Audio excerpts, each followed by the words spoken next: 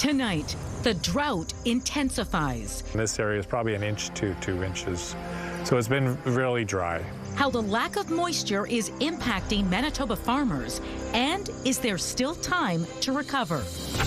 Also tonight, a very furry firebug. He's not the littlest hobo. Like, he shouldn't be able to turn the oven on. That's the bottom line. One woman's warning after her dog managed to start not one, but 2 fires in her kitchen.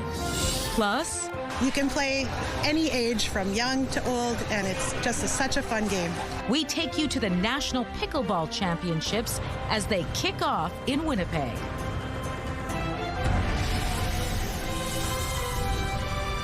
CTV News.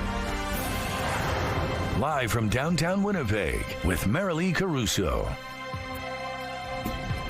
Good evening. Thanks for joining us. Crops in Manitoba are suffering as farmers contend with some of the worst widespread drought in recent history. Agriculture and Agri-Food Canada says Manitoba's drought is more severe than the rest of the country, and things have gone from bad to worse between June and July. Standing by with the latest tonight is CTV's Jeff Keel. So Jeff, why are conditions so dry? Simply put, we haven't had enough rain in July. Manitoba saw less than half of the normal amount. The corn stalks in Doug Martin's field are a lot shorter than usual. And normally this time of year it would be, 6 to 7 feet high. The East Selkirk farmer also grows wheat and soybeans. He says this year's dry conditions are impacting his crops. Oh, it's been really trying. It's been, since we seeded, the crop came up great, but, it just never rained. And what happens to the crop is that the crops got very short. It's a similar story for wheat and canola farmer Torsten Stanze in the arm of Morris. Farming is a poker game. So in this year, the cards, I think, dealt against us. The yields are not great. They're a little bit under par, but not great. The drought has triggered states of emergency in several municipalities this summer, and data from Agriculture and Agri-Foods Canada shows 70% of the country is experiencing drought, with Manitoba getting hit the hardest. Unfortunately, Manitoba has gotten worse from a drought perspective. This drought monitor map shows the conditions as of the end of July. The dark brown indicates severe drought, a 1 in 10-year event. The red spots illustrate extreme drought, a 1 in 20-year event, as Manitoba only had 40% of its normal precipitation that month. Agriculture and Agri-Foods Canada says this is somewhat unprecedented. It's rare that we've seen drought this widespread. Our closest comparison would be 2023. But there has been some rain recently, so Doug Martin says there is still time between now and harvest. So you can see here the corn is still green and still filling, so there's potential there for this rain to help. And the same with soybeans.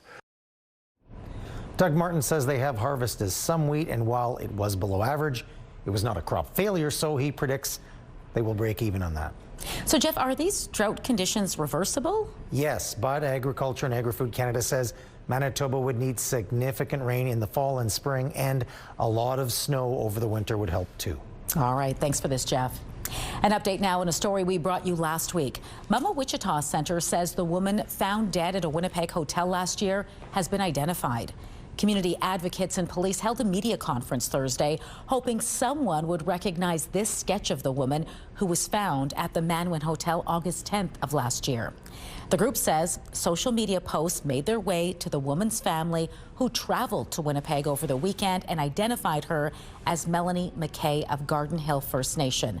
They say she was a mother of 5 and the 3rd oldest of 6 sisters. Investigators previously said her death was not considered criminal. A northern Manitoba town which has been evacuated twice this summer due to out-of-control wildfires has been given the go-ahead to return home later this week. The mandatory evacuation order for the roughly 1,000 residents who live in Snow Lake is expected to lift Friday morning. The town says a welcome center will be set up at the community hall to provide resources and assistance for returning residents, including mental health supports and a food bank. The province's latest fire bulletin shows the 2 wildfires near Snow Lake are still considered out of control, but the town says the Manitoba Wildfire Service has advised council it's okay to return. Meantime, the main reception center for evacuees here in Winnipeg has moved. Instead of heading to RBC Convention Center, the province now says you should go to the Holiday Inn located at 1740 Ellis Avenue. It's open from 8:30 in the morning to 11:30 at night, 7 days a week. Evacuees can register with the Red Cross and access various supports and services. You can also call the 1-800 number up on your screen for more information. A Northern First Nation has declared a state of emergency, saying its water treatment system is failing. Pimachikamak Cree Nation says its plant is decades old, replacement parts are all but impossible to find, and it simply can't keep up with the community's needs. Chief David Monius says the federal government has money earmarked for a new water plant, but the process has stalled. The chief says the infrastructure supplying water to the south side of the community failed a few weeks ago, meaning they're now relying on bottled and boiled water.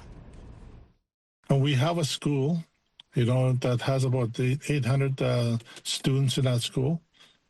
So how are they going to get water for those students? How are they going to function, right? So that's going to affect the school at home, and for people that are working as well. The nursing station staff have filed a complaint already with their government. A spokesperson for the Federal Minister of Indigenous Services, Mandy Gall-Maisty, says she's working to meet with Chief Monius in the coming days or weeks to discuss a solution. A Winnipeg woman says her dog has started 2 fires in her West End home, one of which could have burned it down. Now, it wasn't all the dog's fault. The woman says a faulty oven design currently under a Health Canada recall is partly to blame. And as CTV's Danton Unger reports, she's now warning others to be on guard. This is Buster, a rescue dog just over a year old. Other paw? Good boy. His owner, Michelle Burkowski, says Buster has started not 1, but 2 kitchen fires in her home. He's not the littlest hobo. Like, he shouldn't be able to turn the oven on. That's the bottom line. She says the first happened in May when Buster accidentally turned on her brand new Samsung electric range, igniting a book she forgot was sitting on top. Luckily, I came home just after it caught fire, and I was able to put it out.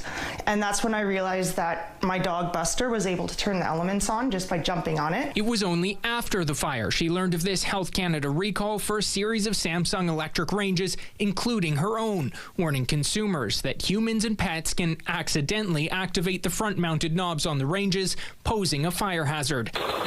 This video shared by Colorado Springs Fire Department on Facebook shows just how quickly that can happen. It is a flaw in the design that I believe that has caused this. A dog should not be able to turn the oven on. As a fix, Samsung offered free knob locks and covers to customers, 1 per unit. But when Burkowski ordered her set, she says the package never arrived. I think they were actually stolen off the porch because Canada Post said they were delivered, but they just weren't here when I got home. Despite this, Burkowski says Samsung won't give her another set, so she had to make her own fix. These just pop right off. That way Buster can't actually get at it, which I thought would be fine for solving the fire problem. But she was wrong. A month later, Burkowski says another fire ignited inside her oven. The fire department told me direct that if they hadn't got here when they did, I would have lost my house. She believes the culprit, once again, was Buster. I think the combination of his 2 paws is likely what turned the oven on. It's important that anyone who has, whether it's Samsung or not, has this sort of design needs to be careful. Danton Unger, CTV News, Winnipeg. CTV News reached out to Samsung for comment, and we are still awaiting a response.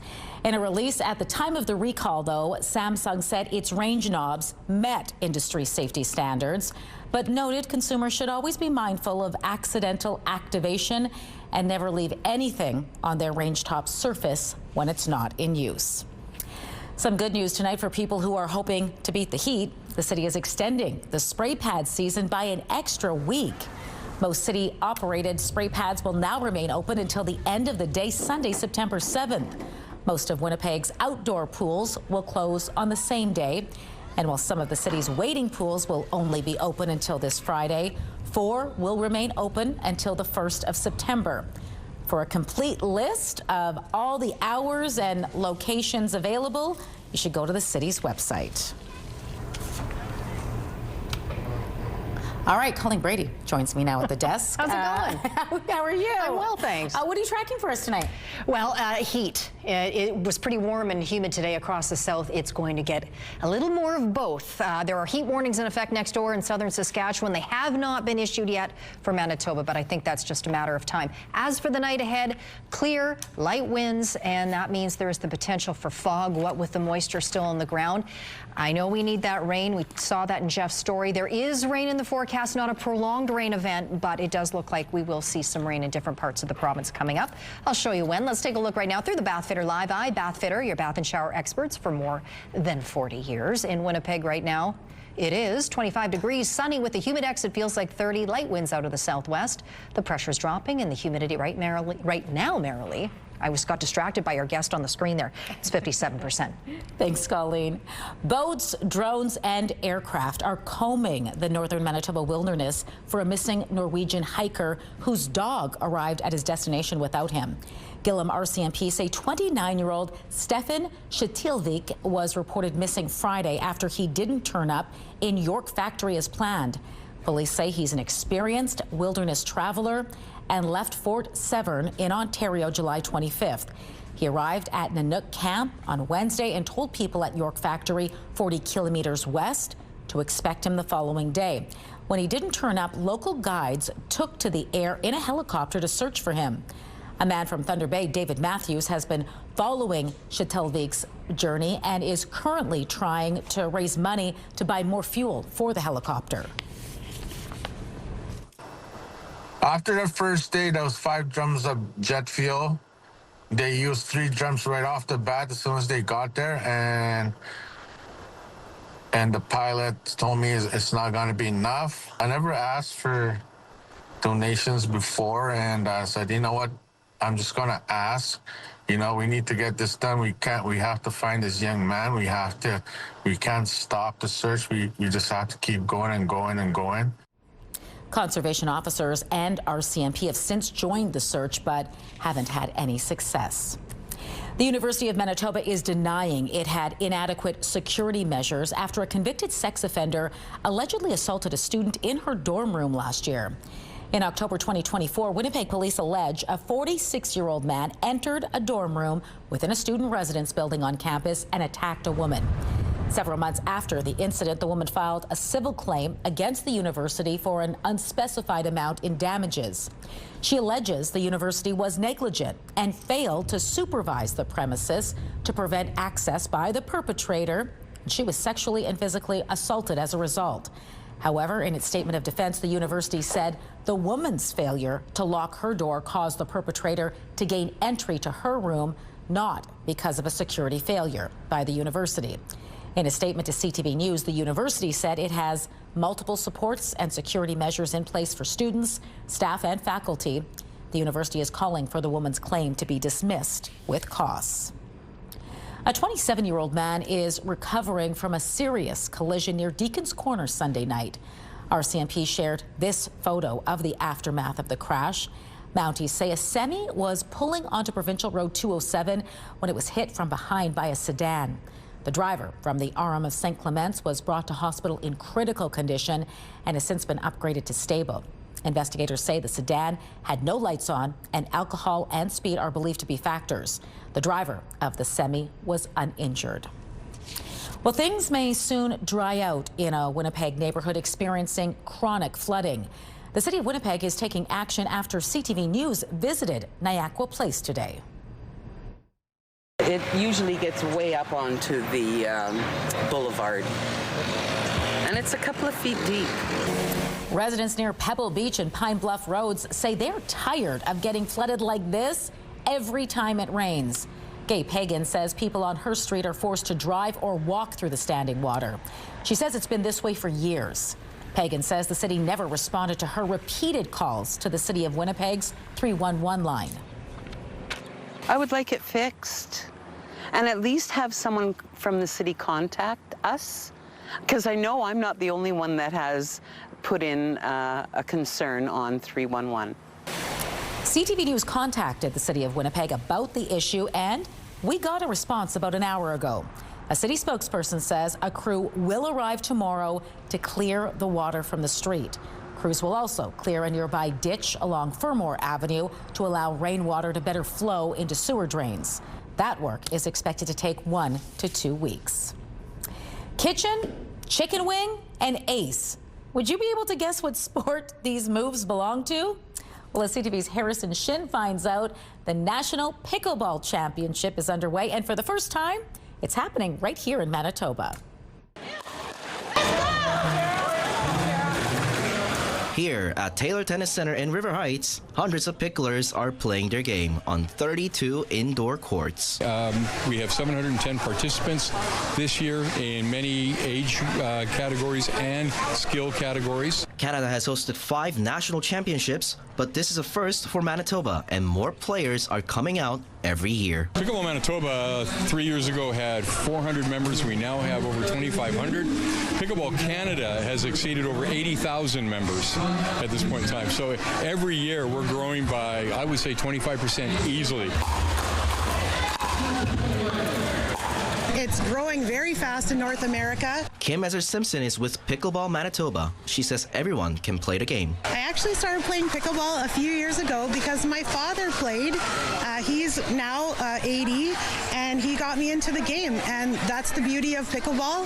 You can play any age from young to old, and it's just such a fun game. A fun game that she would love to see become an Olympic sport, something shared by both the national and the international pickleball community. That is a little ways away at this time, but we're working hard. All of the Canadian provinces are working hard to make that come to fruition, and I believe that will happen. It's starting. People are having these tournaments. It's coming, and pickleball is here to stay. Lisa Bergson smiles as she recalls her journey into the sport. She walked into a pickleball clinic at Winnipeg Beach 9 years ago. Boy, I was hooked as soon as I hit that first ball. The game suited her as she had just retired. It's easy to learn to play, whereas tennis is a little more difficult for people to get a hang of. So pickleball is a little easier, and it's very social. The national championship runs from Tuesday to Sunday this week.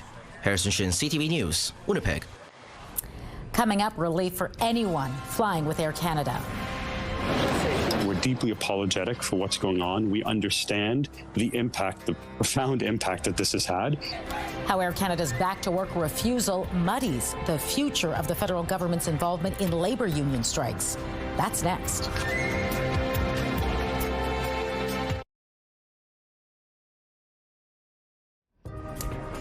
Canada's inflation rate eased slightly in July, rising 1.7% on a year-over-year basis. It's down from the 1.9% increase in June. Leading the increase was groceries, which rose 3.4%, and shelter, which edged up 3%. Those increases were moderated by a big drop at the pumps as gasoline prices fell by just over 16%. Manitoba's rate was slightly ahead of the national average at 1.9%. Turning to the markets now, crude oil lost 93 cents. The loonie slipped to 72.19 cents U.S. Gold futures fell over $19. The TSX dropped nearly 99 points. The Dow Jones added 10 points while the Nasdaq plunged 314 points. Some relief tonight for Air Canada passengers as a tentative deal is in place between the airline and union representing flight attendants. After days of disruptions and cancellations, the national carrier is flying again, although it will be days before all aircraft are airborne. CTV's Heather Wright reports on the deal and when air travel will be back to normal. Lines begin forming inside Terminal 1 at Toronto's Pearson Airport this afternoon, with Air Canada flights slowly returning to the air. What's this process been like for you? Hell? The airline has warned getting back to normal could take 7 to 10 days, and many passengers are still stuck in limbo. Getting bits and pieces. They don't seem to know what's going on themselves. After 3 days on the picket line, CUPE, the union representing the roughly 10,000 Air Canada flight attendants, announced early this morning it had reached a deal with the airline.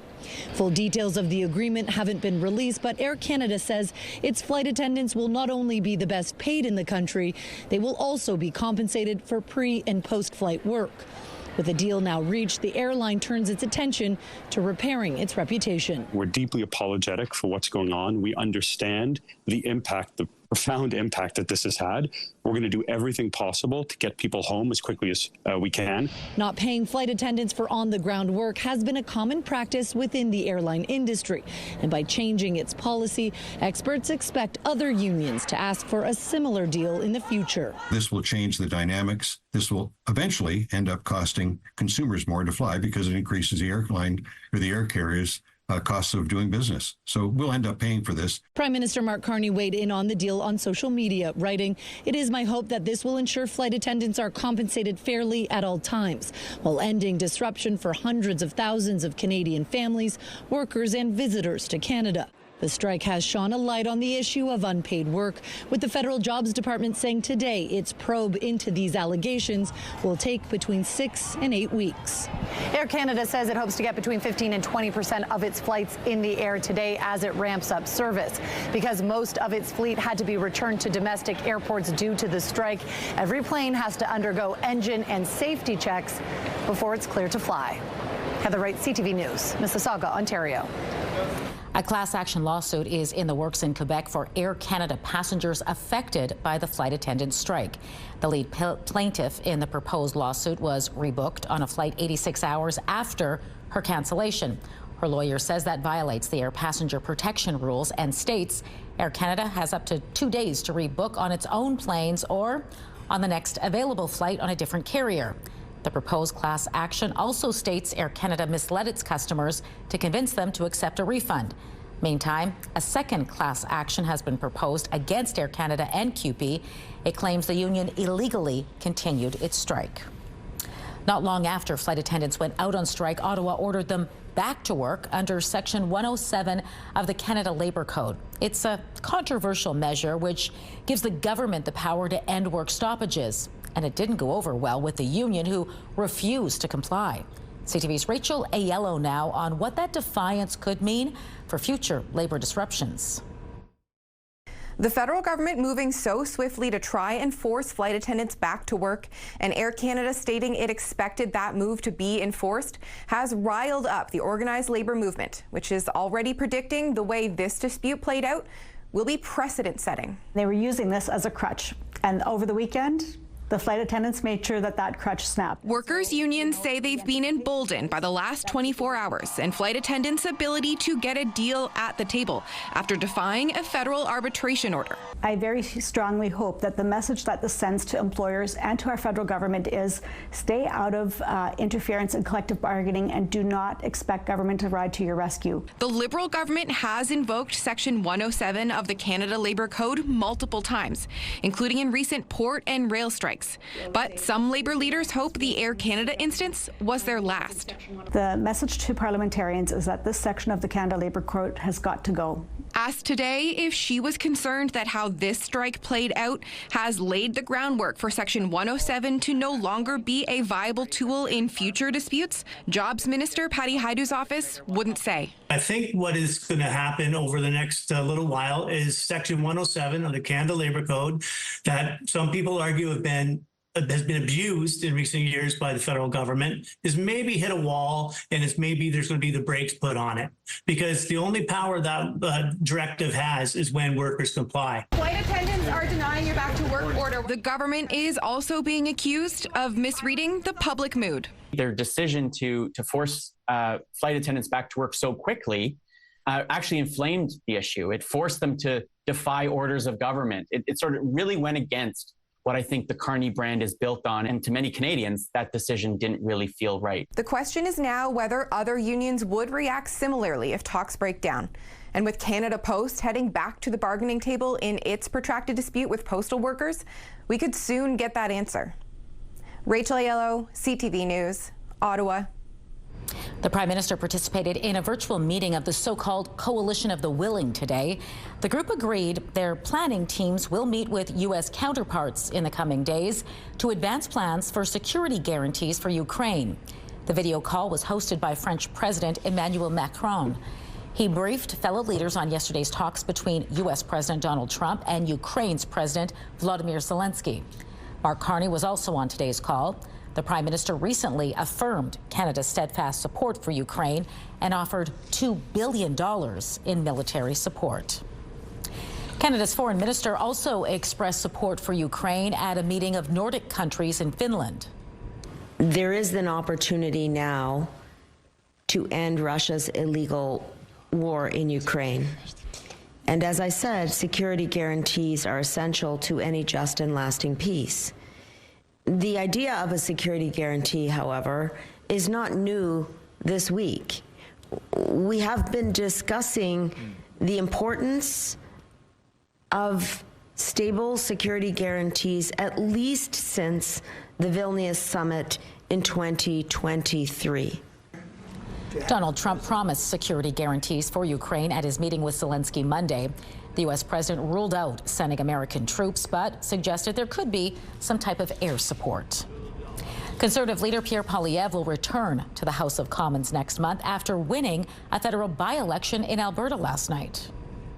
I am grateful that I will have the chance to be their humble servant, to fight every day and in every way for the people in this region who feed, power, and protect all of Canada. Poilievre won with more than 80% of the vote in the riding of Battle River Crowfoot. He told supporters getting to know the people in the region has been the privilege of his life. Poilievre has already signaled he will call on the federal Liberals to begin construction of at least 2 pipeline projects and a road to the Ring of Fire in Ontario by mid-March. In January, Poilievre will undergo a mandatory leadership review at the Conservatives' National Convention. Any leader who's lost an election must face a secret ballot vote on their future. The Prime Minister posted this on X, saying congratulations to Pierre Poilievre on returning to the House of Commons and gaining the honour of representing the people of Battle River Crowfoot in Parliament. Thank you as well to Darcy Spady and to everyone who took part in this by-election. Working together, Canada's new government will keep building a stronger future for all Albertans and Canadians. One of the oldest pro golf tournaments in North America is set to tee off this week.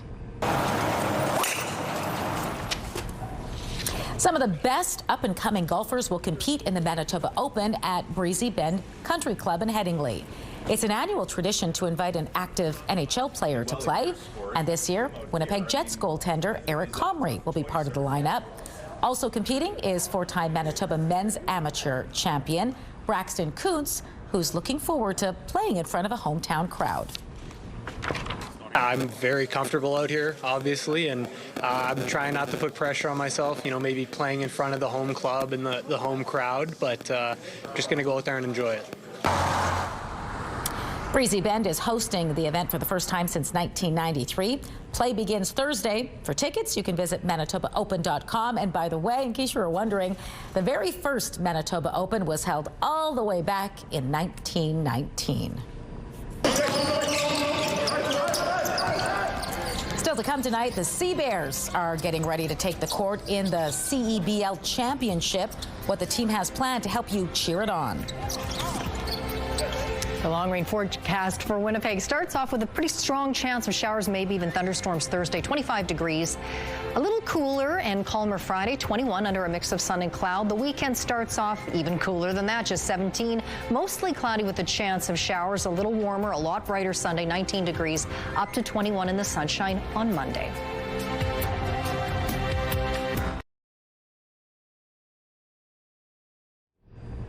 The Winnipeg Sea Bears are back on the court as they prepare to tip off in the CEBL Championship weekend. The Sea Bears will host the Calgary Surge in the Western Conference Final Friday night. It's the first time Winnipeg is hosting the championship weekend. A 3-day street festival titled Off the Hardtop is planned. It will include a concert lineup featuring Sean Desmond, a market, and more fan-friendly activities. It's great to have friends coming into the city, and you're proud to show off Winnipeg. You're proud to show off all the great things and great people here in the city. And I think it's going to be a wonderful event for the whole league. The shot clock starts on the championship weekend street festival on Graham Avenue at 3 p.m. Friday. Doubleheader semifinal action tips off at 5, with the championship game going Sunday night at Canada Life Centre. Team Manitoba is back in action today at the 2025 Canada Summer Games in St. John's. 4 Manitobans competed in the athletic finals in javelin, pole vault, and hammer throw. The first round of golf also got underway today, and Team Manitoba started games in volleyball, men's softball, men's box lacrosse, artistic swimming, and women's baseball. Team Manitoba has picked up 17 medals so far.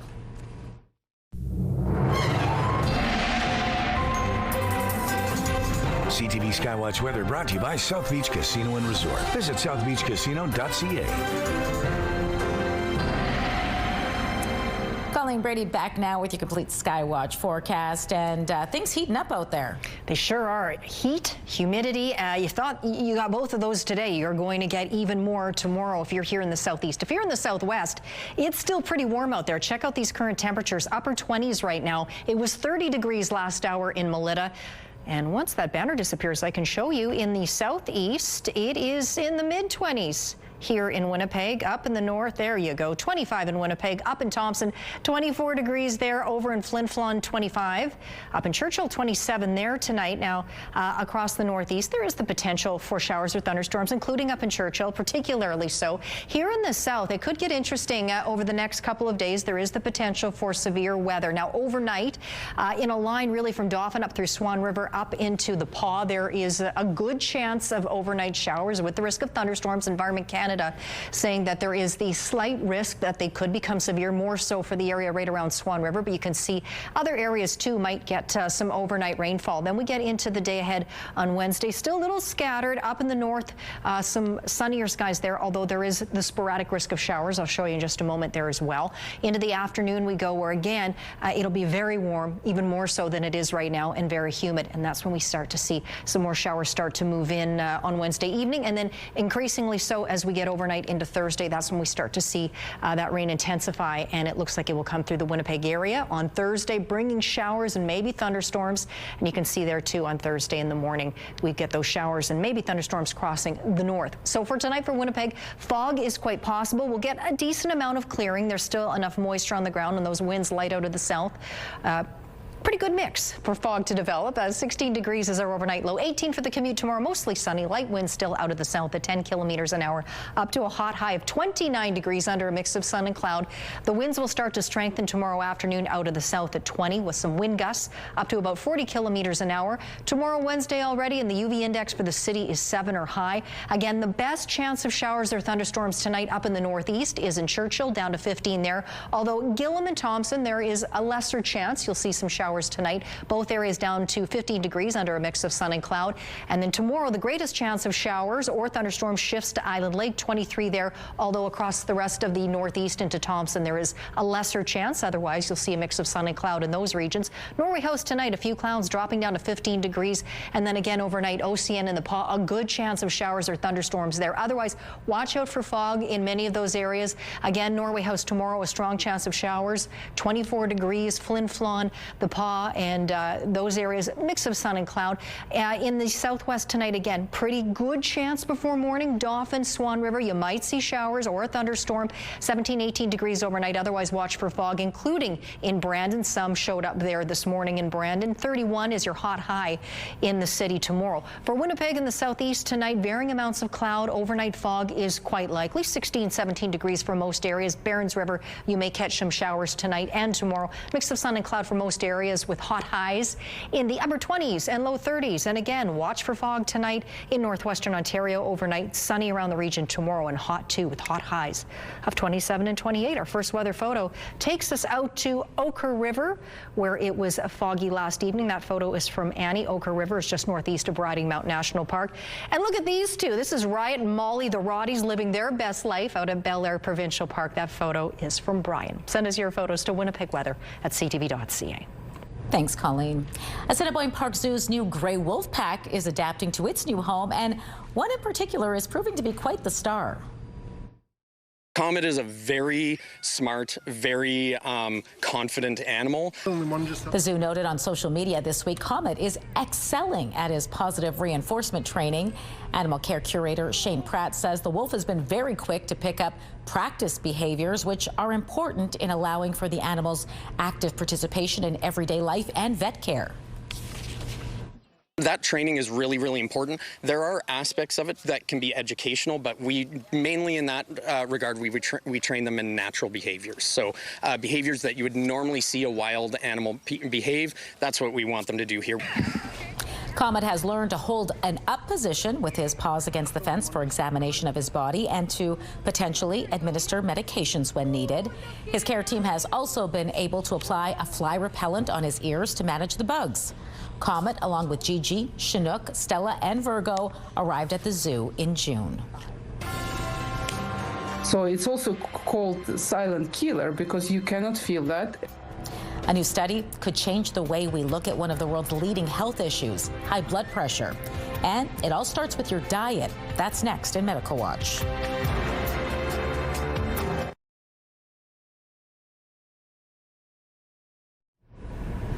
Lung cancer cases are growing among people who never smoked, especially women. The Canadian Cancer Society estimates about a quarter of all lung cancer cases in this country are in non-smokers. So why is this happening and what can you do about it? Adam Anderson with the Manitoba Lung Association joins me now to discuss. Adam, thanks for joining us. Thanks for having me. You know, for someone who's never lit up a cigarette, a lung cancer diagnosis must come as a major shock. So other than smoking, what else can cause lung cancer? Yeah, well, radon is the leading cause of lung cancer behind smoking.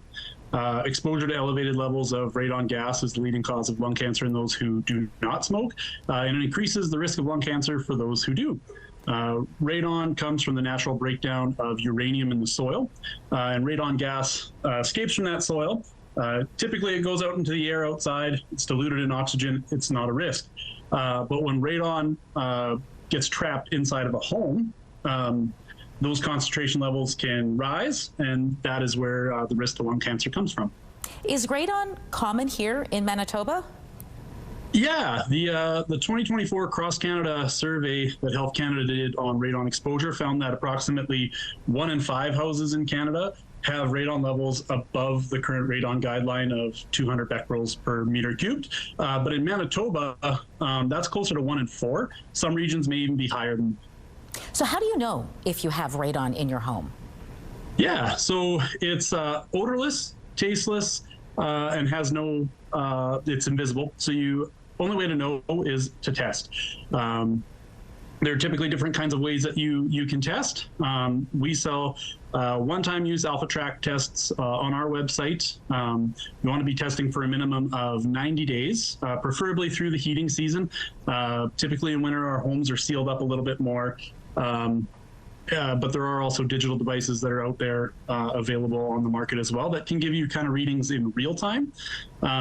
Those electronic radon monitors are a little bit more expensive, but for people that want to see the numbers kind of go up and down, that's always an option. But we always encourage people to make sure that they're using devices that have passed the CNRPP, which is the Canadian Radon Proficiency Performance, or Canadian Radon Proficiency Program performance testing, so that people can find a list of those devices as well on our website.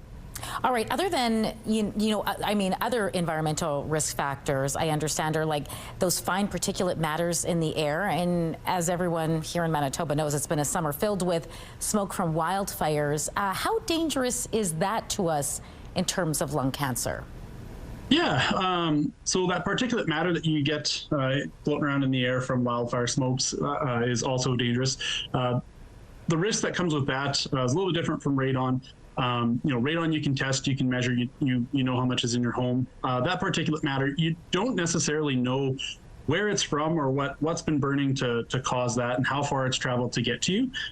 So there's no way of really knowing what kind of carcinogens are in those in that smoke or that particulate matter, and that's where that risk to lung cancer comes from the wildfire smoke. All right, the key thing here is that you catch it early and you recognize the early signs of lung cancer. Can you give us a brief overview of what they are, and do they present the same way in non-smokers as they do in smokers? Yeah, so typically that's also the problem with lung cancer and why it has such high mortality rates. It is very hard to detect, and it's very hard to notice the symptoms.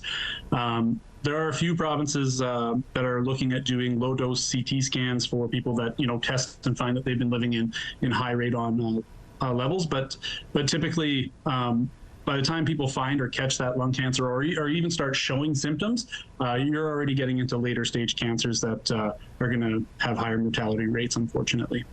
Well, Adam, I want to thank you for the advice and the information tonight. It was really great speaking with you. Yeah, thanks for having me.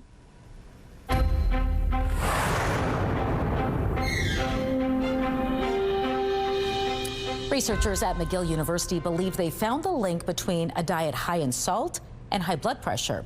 The study, which was just published in the journal Neuron, challenges the belief kidneys are the main source of hypertension. Researchers gave rats water which had higher than normal concentrations of salt to mimic human diets that are heavy on processed foods.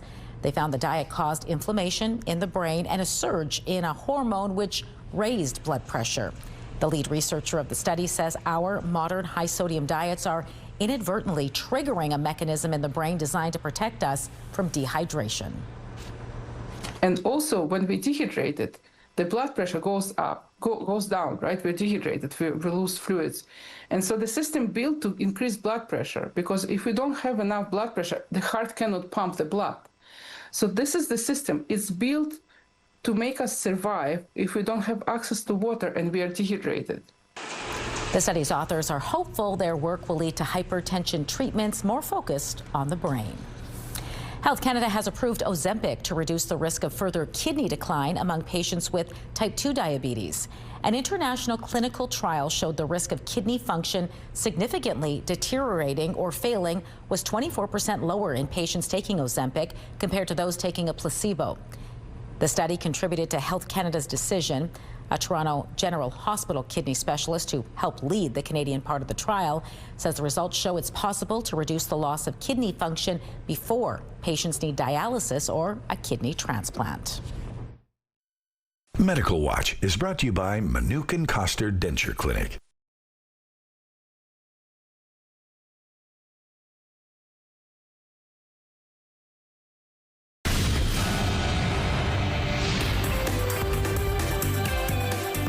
Spotlight, sponsored by the Casinos of Winnipeg, presenting Led Zepp again, the premier tribute. Are you ready to get low?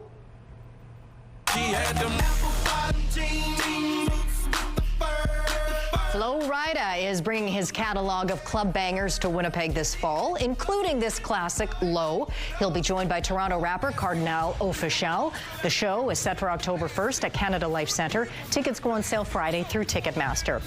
Do you remember where you were on August 18th, 1964? Well, for Winnipeg Beatles fans, it's a day they will never forget. There they are, waving to our Channel 7 television cameras, while George, Ringo, and John on the top step.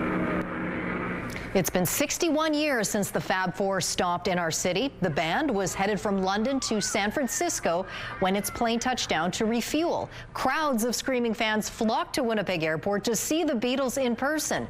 CJAY-TV, which eventually became CTV News Winnipeg, was there, and our reporter Bob Burns managed to chat with the band. One of the most quirky bands to come out of the 20th century wants to take the record and whip it into shape.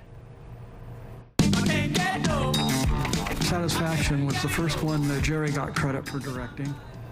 That's a trailer for the new Netflix documentary, Devo. It explores the Ohio-born art rock band's eccentric style and misunderstood message. The film debuts today and features archival footage, interviews, and appearances by the likes of David Bowie and Iggy Pop. Devo also has a tour planned alongside the B-52s.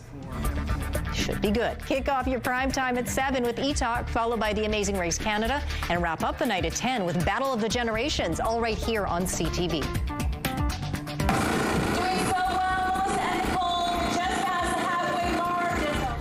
Going over the edge, the cause that has Manitobans rappelling 272 feet down the side of a building.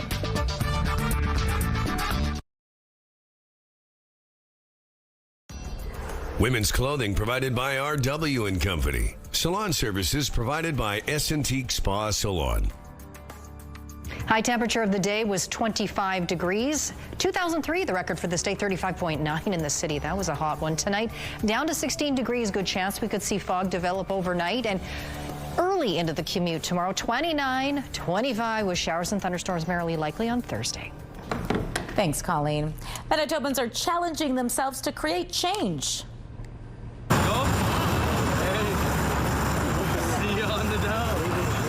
Some brave people leaned over the edge and rappelled 272 feet down the side of Manitoba Hydro Place today.